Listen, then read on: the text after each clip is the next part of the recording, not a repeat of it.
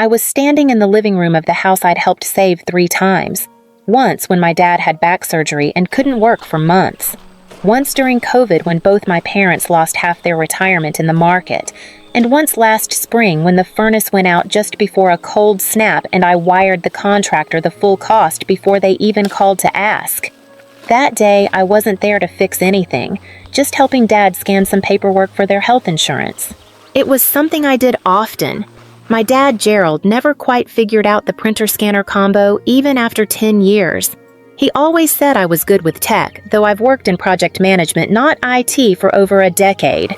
He'd left a stack of documents on the dining table.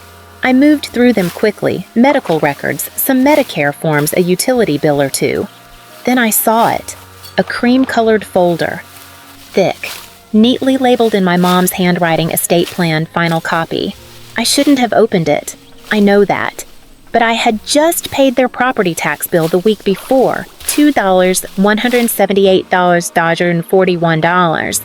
And I was planning to swing by the pharmacy after this and pick up their blood pressure refills like I always did. So, yes, I opened it. Inside their will, notarized 2 months ago, their house fully paid off, their remaining retirement accounts, a life insurance policy, all of it to my brother, Mason Rivers, 29. No job, still living at home. He'd dropped out of college, twice. Spent a few years working on music, which mostly meant jamming in the garage and posting clips that never broke 200 views. My parents always said he just hadn't found his path yet. My name, Danielle Rivers, appeared once. One line. We love both of our children equally and trust them to care for one another. That was it. No mention of the taxes I'd paid. No line about the savings I'd transferred without being asked. Not even a thank you. Just a polite way of saying you don't need anything and we don't owe you anything. I didn't say anything at first, just stood there staring at the paper while the scanner hummed in the background. My hands were steady. My breath wasn't. My dad came back in with his coffee and said, "You getting through that stack, Danny?" I held the folder up. "Is this how it is, Dad?" I asked quietly. "Everything to Mason." He froze, coffee halfway to his lips. Then he sighed one of those long, exhausted sighs that meant he already knew what I found. "It's not what you think." I didn't answer, because it was exactly what I thought. I didn't press him, not right away. Dad just stood there holding his coffee like it might explain something. Then he mumbled, "We figured you'd understand. You're doing well, Danielle. You've always done well. That's what they always said when they didn't want to explain. You've always done well." Translation: you don't get to want more. I left the folder on the table and stepped outside to breathe. The porch swing creaked a little when I sat down. I had replaced that swing myself 2 summers ago. Same week, the deck railing gave out and I paid a contractor to fix it because Mason said he was between paychecks again. Back then, I didn't mind. I was raised to take care of things, to step up. I grew up in this same house. Shared a room with Mason until I was 13 when Dad finally finished the basement. I still remember the day we painted the walls blue together, Dad, Mason, and I. Mom brought us lemonade and said, "Look at our little team." Some team. I stayed in Nashville after college because Mom said she couldn't sleep when I was too far away. I turned down a job in Boston even after they offered me more money and a faster track to leadership. I told myself family mattered more. They never asked me to sacrifice. They just never told me it wasn't required. There were the little things paying for their car insurance when they were short buying them groceries when the SNAP renewal got delayed, calling the credit card company when the late fees hit. And the big things like wiring $11,000 from my savings to catch them up on the mortgage 4 years ago. I did it without question. I just wanted them to feel safe, secure, not worried. And now, after all of that, I was a footnote. I sat on that porch swing staring at the old oak tree across the yard. Mason carved his initials into it once. MR plus HH for some girl from his second high school. I wonder if he ever helped pay for that tree to be trimmed. I wonder if he even knew it cost $800 last year after a storm nearly split it down the middle. Did they ever think about what I gave up? Not just the money, but the ease, the peace, the life I could have built somewhere else. Or did they just see me as the one who didn't need asking because I always showed up first? I didn't go back inside. The porch swing creaked once beneath me, then settled.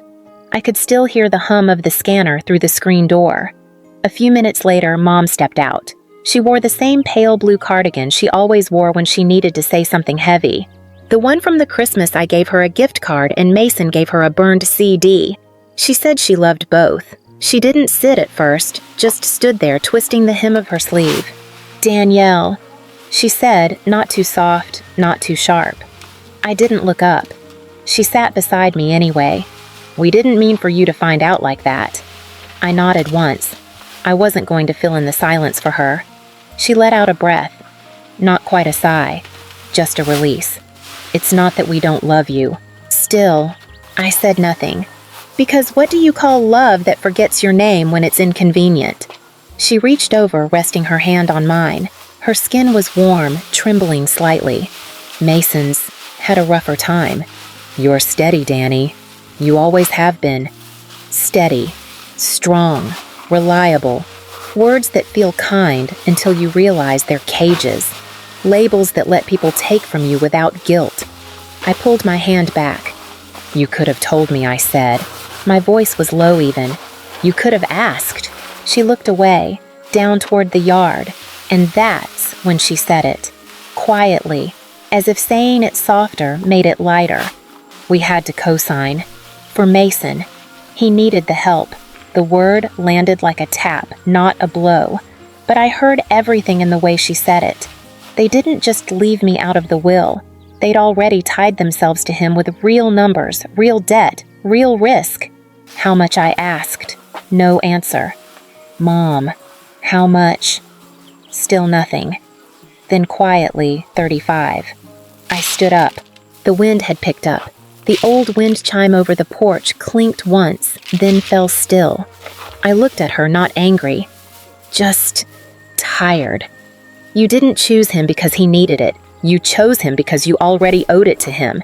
Her eyes widened, but I wasn't looking for a response. I just didn't know the price included forgetting me. I didn't text.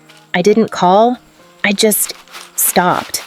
That week, I canceled the auto deposit I'd set up for their utility bills. I deleted the calendar reminder to reorder their medications. I paused the grocery account that delivered every Thursday at 4.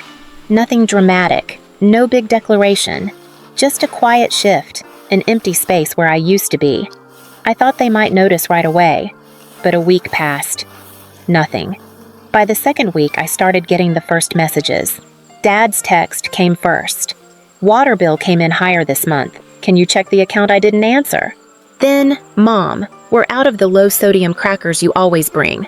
Mason forgot. I left it unread. They weren't concerned. Not yet. They just assumed I was busy, or moody, or tired from work. Maybe they thought I needed space. Maybe they thought I'd come back like always. The third week, the tone changed. Danielle, Mom wrote, "The mortgage is due. Can you send what you usually do?" She didn't say hello, didn't ask how I was. Just a line, a number, a need. I stared at the message for a long time. Then I typed, "Ask Mason. It's his house now." I hit send. Didn't wait. 5 minutes later, she called. I let it ring. Another message, "Please don't be like this. We need to talk." But there was nothing left to talk about. They'd made their decision. I was just finally living like it mattered. That evening, Mason chimed in. "Danny, don't make this a big deal. Just help them like always. Like always. Like routine. Like reflex. Like I was never more than a reliable background noise." I wrote back, "You're the one they chose, Mason. So be the choice." He didn't reply. The next morning, I woke up to a transfer request. From Mom. $3,200. Exact amount of the overdue mortgage and penalties.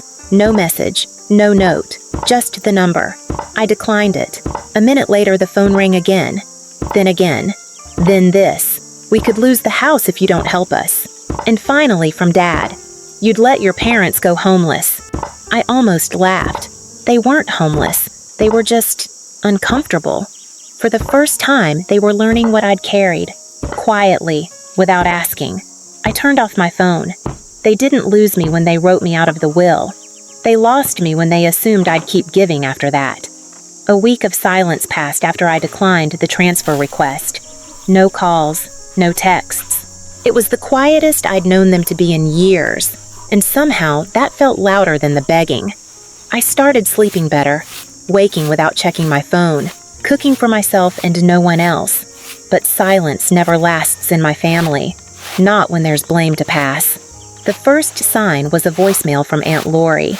She rarely called me, always said she didn't want to get in the middle of family things. But that morning her message said, "I'm not taking sides, honey, but your mom's worried sick. Maybe just talk to them." That's when I knew they'd started talking. To other people. I checked Facebook. It didn't take long to find it. A photo of the front porch. A caption that read, "We gave everything to our children." But sometimes giving isn't enough.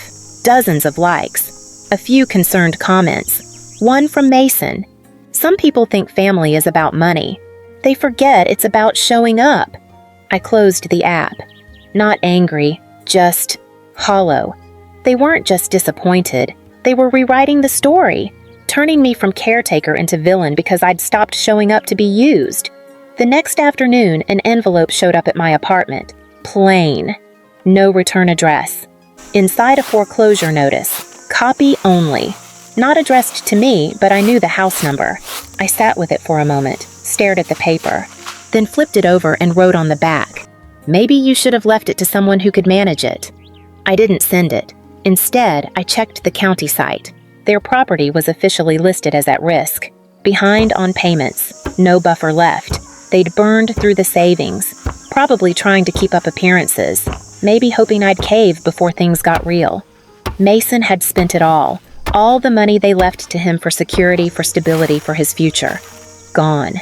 There was a time I would have stepped in, called the bank, negotiated a grace period, moved funds around. But now I poured myself a glass of water, sat at the kitchen table, and let the house fall without me. Sometimes you don't need to set the fire, you just have to stop carrying the water. It started small. A vague post from Mom with a sunflower emoji, a photo of her and Dad smiling on the porch. We raised them with love. We did our best, but sometimes love isn't enough. No names, no direct accusations, but I knew what it was. So did anyone who knew us. Aunt Trish commented, "You two are such amazing parents. You deserve better." Dad followed a day later, a longer post, less subtle. "We gave everything to our children. Time, money, love. We thought we raised them right, but in the end, you can't control who turns their back on you." He tagged me. No call, no message. Just a post for everyone to see. I didn't respond. I watched it grow. Dozens of likes. Family friends chiming in, some I hadn't seen since high school.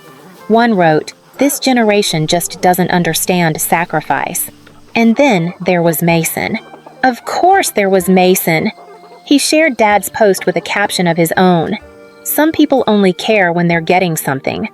I'd give anything to protect Mom and Dad. I guess not everyone sees family that way." I read it twice. Then, once more, the same man who hadn't paid rent in years, who drained every dollar they had left, who watched the house fall apart, was painting himself as the hero. The comments were worse. "You're such a good son. Your sister should be ashamed. They gave her everything. She just wanted more." They didn't know the truth, but they didn't want it either. They wanted a story, and my family gave them one. I might have still said nothing. Let the storm pass. But then I saw her name Kelly, my cousin, the one who once told me, "You're the glue in this family." She liked the post, left a heart emoji. No comment, just that. It hit harder than I expected. Maybe because I thought she knew better. Maybe because I thought she saw me. I closed my laptop, sat in the dark, and for the first time in weeks, I felt something break. Not loud, not messy, just a quiet, final click. They weren't just rewriting the story. They were erasing me from it. They came on a Thursday. I should have expected it. The texts hadn't worked. The money requests had been ignored. The guilt had gone stale. So they showed up. The front desk called at 10:42 a.m. "Ms. Rivers, your parents are here, and a man who says he's your brother." I stood in the hallway outside my office, staring at the floor tiles while she kept talking. "They're asking to come up, said it's urgent." I took a slow breath. "Please tell them I'm not available and that they're not expected." A pause. "They said they'll wait." I nodded, though no one could see it. "Then let them." 20 minutes later, my phone buzzed. A text from Mom. "We're downstairs. Open the door." Another. "We're not leaving until we talk to you." I didn't rush. I finished the meeting I was in, answered 2 emails, then walked downstairs. They were by the building entry, standing too close together like they'd rehearsed it. Dad stiffened upright like he was holding in a lecture. Mom clutched her purse in both hands, eyes scanning. Mason looked like he'd rather be anywhere else. They all turned when I stepped through the door. No one spoke right away. I stayed where I was, arms crossed, calm. Danielle Mom said, her voice already on edge, "We need to talk." I looked at her, then past her. The street was quiet. A delivery van rumbled by in the distance. I didn't answer. Dad cleared his throat. "You'd really let us lose the house over this." I let the words sit. Then, "You really thought I wouldn't." He opened his mouth, but I cut him off. "You left me out. You handed everything to Mason. Now you're here asking for the same support I gave for years without question." No one responded. Mom stepped forward, voice softer now. "We thought you'd understand. You've always been strong." I nodded. "You used that as an excuse to forget me." Mason finally muttered something. I didn't catch it all, something about not asking for any of this. "But you took it," I said. He looked away. Dad's hands were on his hips now, impatient. "We fed you, raised you. You owe us something." I almost laughed. "I paid that debt. Every month, every year. And you erased me anyway." Mom's lip trembled. "We didn't mean to hurt you." I took one step closer. "Then why did you wait for me to disappear before realizing I was the one holding it all up?" They said nothing. Mason reached for the door. I held up a hand. "Don't. You're not coming up. You're not coming in. I won't be your answer this time." No yelling, no scene, just stillness. They stood there. 3 people who once called themselves my family. And I was done trying to be seen by people who only looked when they needed something. They didn't lose me when they changed the will. They lost me when they believed I'd never walk away. I didn't block their numbers. I didn't need to. The silence I gave them was louder than anything they could shout back. They texted for a while. Mom tried soft words. Dad went colder, blaming demanding. Mason stayed mostly quiet, just one last message. "You think this makes you better?" Walking away. I didn't answer. A few days later, I took a walk. No purpose, just movement. My path, without meaning to, curved past the neighborhood where I grew up. The old street looked the same, cracked sidewalk, a half-painted fence. But the house, a "for sale" sign on the lawn, faded shutters, dying grass. I stood on the sidewalk and looked at it. The porch light was off. The swing I fixed was gone. So was the hanging wind chime. I didn't move closer. I didn't need to see inside to know what had collapsed. That house never kept me. I kept it. And now it was someone else's problem. As I turned to leave, my phone buzzed in my pocket. Once. Then again. I didn't check it. I already knew the name that would be on the screen. I let it buzz, then stopped, then buzzed again. I pulled out the phone and looked. Missed call. Mom. Missed call. Dad. And then voicemail. Knew I muted the phone. Slipped it back into my coat pocket. No message needed. I already knew what it would say. I walked home in the cold, slow air of a late autumn afternoon. Not angry, not vindicated. Just free. I was never their backup plan. They just liked pretending I'd never leave. If they once counted on your silence but forgot your name, just leave a heart icon.